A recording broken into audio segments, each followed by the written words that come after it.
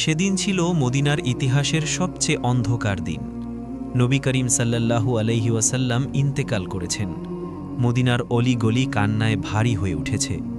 ওমর রাদিয়াল্লাহু আনহুর মতো বীর তলোয়ার হাতে নিয়ে বলছেন, যে বলবে নবীজি মারা গেছেন আমি তার মাথা কেটে ফেলব।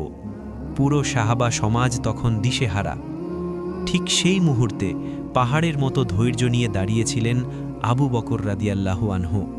তিনি নবীজির ঘরে প্রবেশ করলেন, নবীজির পবিত্র কপালে একটি চুমু খেলেন এবং অঝরে কাঁদতে কাঁদতে বললেন, আপনার উপর আমার পিতামাতা উৎসর্গ হোক হে আল্লাহর রাসূল।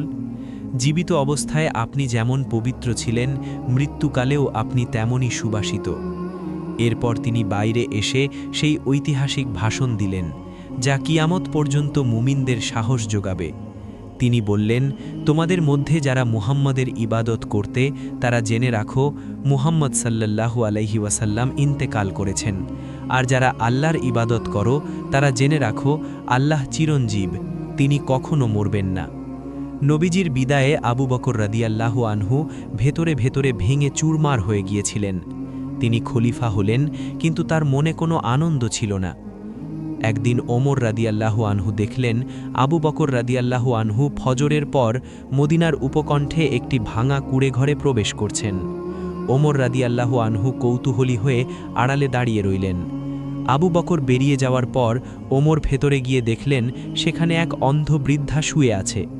ওমর জিজ্ঞেস করলেন, মা, এই লোকটি কে যে আপনার ঘরে আসে?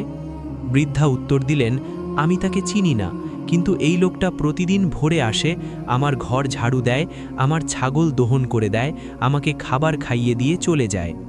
ওমর রাদিয়াল্লাহু আনহু কান্নায় ভেঙে পড়লেন এবং বললেন, হে আবু বকর, আপনি আপনার পরবর্তী খলিফাদের জন্য এক কঠিন দৃষ্টান্ত রেখে যাচ্ছেন।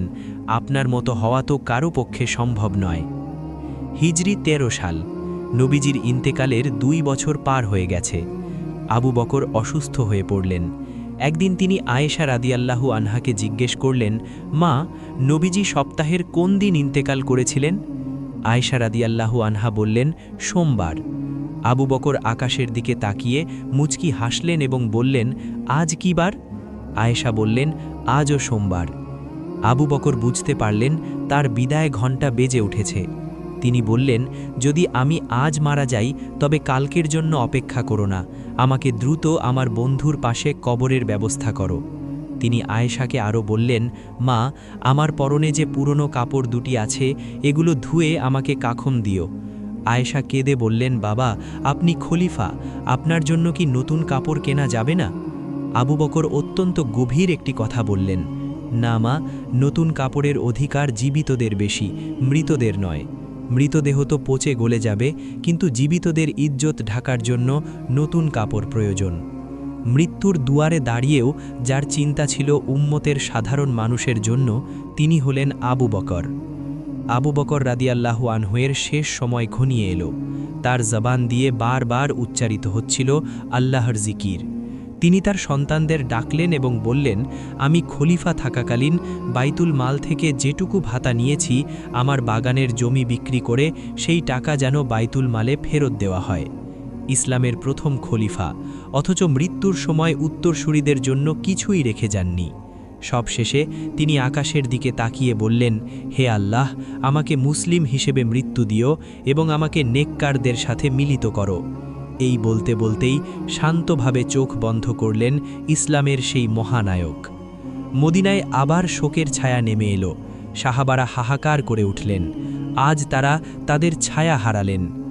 আবু বকর রাদিয়াল্লাহু আনহুকে যখন নবীজির কবরের পাশে নিয়ে যাওয়া হলো, আলীর মতো বীররা কাঁদছিলেন। তাকে যখন কবরে নামানো হলো, মনে হচ্ছিল যেন 2 বন্ধু দীর্ঘ বিরতির পর আবার একসাথে হলেন। আবু বকর আমাদের শিখিয়ে গেছেন কিভাবে ভালোবাসতে হয়, কিভাবে নিঃস্বার্থ হতে হয়।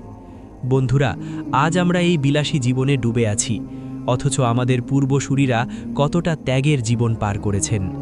আবু বকর রাদিয়াল্লাহু আনহুয়ের এই কাহিনী যদি আপনার হৃদয়ে বিন্দুমাত্র নাড়া দিয়ে থাকে, তাহলে কমেন্টে একবার সুবহানাল্লাহ লিখুন এবং নবীজির প্রতি ভালোবাসার প্রকাশ করুন।